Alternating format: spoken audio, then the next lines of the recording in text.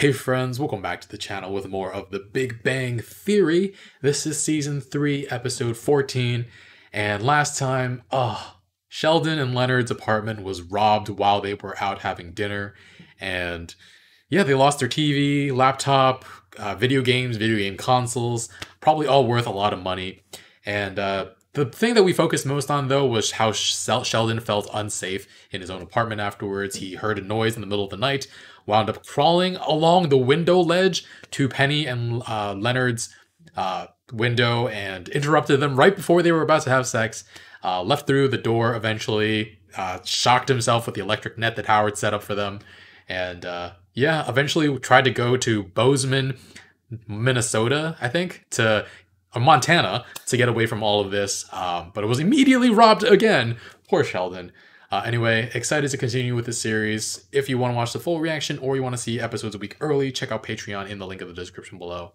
Otherwise, take a quick moment to leave a like and let's get started. What the heck?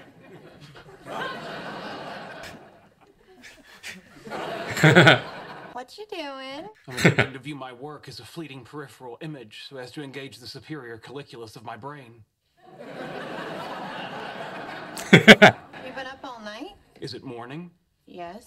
Then I've been up all night.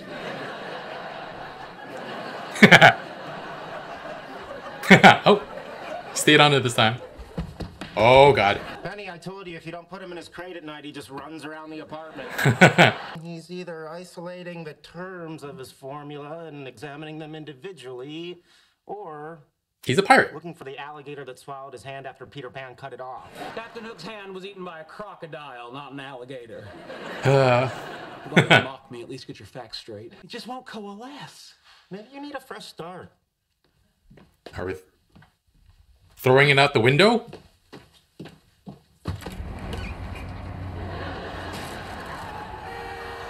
Oh my god. Electrons move through graphene, act as if they have no mass. How long has he been stuck? Intellectually about 30 hours, emotionally about 29 years. Have you tried rebooting him? Hey, it's disco night at the Moonlight Roller Rink in Glendale tonight. Who's up for getting down? Oh, that's perfect. Bernadette's been hawking me to take her roller skating. I think Penny likes to skate. The four of us could double. Great. Four? It's not like I brought it up because I wanted to go. Yeah. Come with us? No, it's okay. I don't have to go. I'm happy just to guide you and your ladies to suitable entertainment choices. Oh, no. WalkingBrownYelp.com. That is kind of insensitive of them. This morning he used a stick of butter as deodorant. I thought I smelled popcorn. Hey! Hey! Those are my lima beans. Not lima beans, carbon atoms. Here, you want my peas? The peas, perfect. They can be electrons. Want my corn? Don't be ridiculous. Okay, just to be clear, roller skating was my idea, and I'm very unhappy that you turned it into a double date, and I hope you both fall on your asses and break your coccyxes. Coccyxes. I don't know which was lamer, their roller skating or their disco dancing. For me, the worst part was when people saw us leave with them. You had some nice moves out there, Howard. Thanks, you too. And they're so proud of each other. Sorry, I'm moving a little slow. I think I bruised my coccyx. Oh, poor baby. Hey, Sheldon. Oh no. Oh god. Good Lord, you're ruining everything! Oh, when was the last time you got any sleep? I don't know, 2-3 days, not important. I don't need sleep. I need answers. I need to determine where in Sleep this lets you... swamp of unbalanced formulas squatteth the toad of truth. Holy crap. Sleep actually helps you with problem solving. What happens to our neuroreceptors when we don't get enough REM sleep? They lose their sensitivity to serotonin and norepinephrine. Which leads to... Impaired cognitive function. Uh-huh. Right. So march in there, brush your teeth, and go to bed. 1. Oh, all right. Aww. Go Bernadette. I know how to deal with stubborn children. My mother used to run an illegal daycare center in our basement. An illegal daycare? Oh god. Leonard, you're giggling in your sleep. No, that's not him. It's not me, it's my new ringtone. It is? Yeah, I'm Leonard Hofstetter. Yeah, he's my roommate. What did he do? Sheldon's escaped and is terrorizing the village. Okay, have fun. Have fun. Ballpit. Oh my god. Thanks for not calling the cops. Oh, hey, it's no big deal. My sister's got a kid who's special. He's extra special. Calling the cops... Not calling the cops is the right move. Need a bigger carbon atoms. What happened to sleep? Sure. Bernadette, get her again. How did you get in? Oh, she's sleeping too. If you don't come out of there, I'm gonna have to drag you out. You can try, but you'll never catch me. Oh, this will... Oh! Bazinga. Bazinga. Bazinga. Bazinga. Leonard and Penny. I have good news. And you had to barge in here and wake us up in the middle of the night? Your cell phone was off. Because we didn't want to be disturbed. And that didn't work out, did it? You figured out the graphene problem? No, I'm still hopelessly stuck on that. But I figured out how to figure it out. Hey, you know what, Leonard? I know I said I could handle your roommate, but I was wrong. We're gonna have to break up. Oh no. When Albert Einstein came up with special relativity, he was working at the patent office. So you're gonna go work at the patent office? I'm going to find a similarly menial job where my basal ganglia are occupied with a routine task, freeing my prefrontal cortex to work quietly in the background on my problem. That happens when you sleep too. Your snoring seems to be worse when you're on your back. Leonard doesn't snore. I wasn't talking to Leonard. Ooh. You're looking for a job. As a lawyer? Like yours. For thousands of years, the lowest classes of the human race have spent their lives laboring to erect monuments under the lash of their betters, until finally they dropped down and became one with the dust through which they trudged. Do you have anything like that? No. Shouldn't you check your database? No. You didn't really type. I didn't really have to. This is putting up sheetrock at a housing project in Rosemead. One question. Yes? What's sheetrock? Moving on. How about doing deliveries for a florist?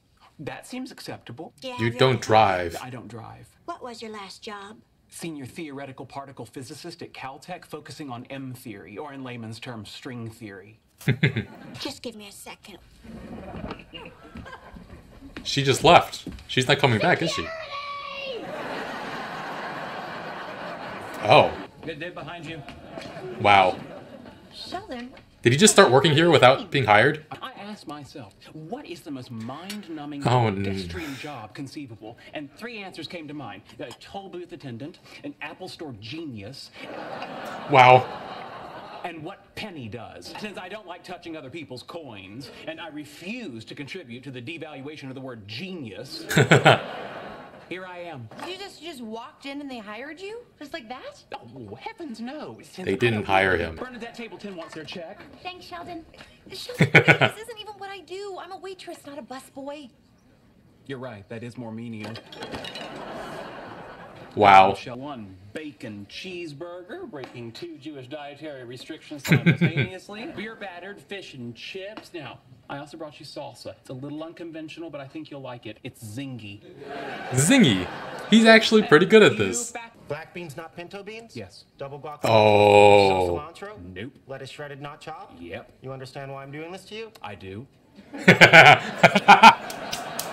That was great. That was great. I heard about this professor at MIT who melted down, bought a van, and spent the rest of his life as a mobile dog groomer. He never Wow. went back to the university? Only to shampoo Professor Schamberg's Shih Tzu. Points for alliteration? Points for alliteration. Sheldon took our order. Sheldon doesn't work here. Well, honey, not to complain, but we were starting to think you didn't either.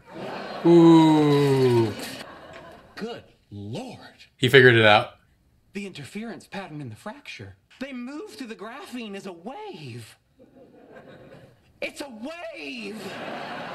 Good for you. Troglodytes. Back at the roller skate disco.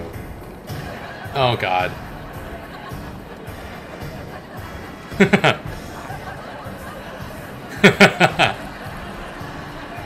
At least he got to go, right? How long did this take? Bazinga! Bazinga.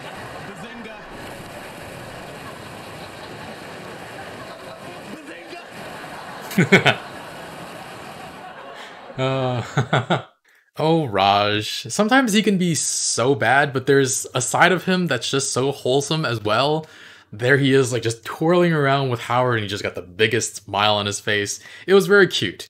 But yeah, poor him. Everyone forgot about him with the roller skating thing. It was his idea, and then Howard and Leonard made it into a double date with Bernadette and Penny immediately and left Raj out. That's really, really shitty. And I hadn't been on Raj's side before this when he, after just one night of them going out with their partners on that double date, he claimed they were abandoning him. But as expected, it has started to become more of a pattern. And so, yeah, I feel bad for him a little bit.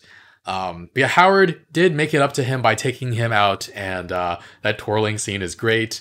Can Raj not sense how Howard is just doing this, I don't know, out of pity? Or that he's not actually enjoying his time there? Because Howard was obviously very just, like, not happy to be there. But I don't know if this is a subplot that will continue as time goes on, and if it'll come to a head, or if it just kind of fades away. But it would be interesting to see how Raj resolves this feeling of jealousy, and how Leonard and Howard maybe learn to be better friends. I don't know. But they did go with their girlfriends on a double date to the roller skating rink and embarrass the heck out of Penny and Bernadette with their dance moves. Having to be seen together, leaving together with them, mortifying, humiliating. And they were just so proud of themselves. Everybody was looking at us. Yeah, really funny. The highlight of this episode, though, is definitely Sheldon. So many bazingas. The ball pit scene was really, really great. Both of them, the one in the middle and the one at the end. Sheldon was just working on that problem so hard, stuck for so long trying to figure out why electrons behave as if they have no mass when traveling through a graphene sheet. Tried so many different things to try to get an answer, looking back and forth, just like really fast to activate his, I don't remember what it was called, but then there was that focusing on each little detail or pretending to be a pirate. And then he started swiping lima beans and peas from Leonard and Raj, but not Howard's corn, though. Why in heaven's name would he need corn? Think, Howard! I haven't seen Invincible yet, but I do know that meme. It's everywhere. But then he uses marbles, made Penny and Leonard take a huge tumble. Bernadette came in and really handled him well, though, because he was clearly too far gone to focus on anything other than the problem. Pointing out that he was sabotaging himself with staying up for so long was a good move by Bernadette. It's also been shown that while you're sleeping, your brain continues to work on problems.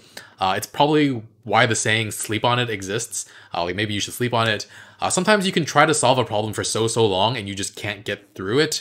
And then you go to sleep, let the thoughts settle in your head.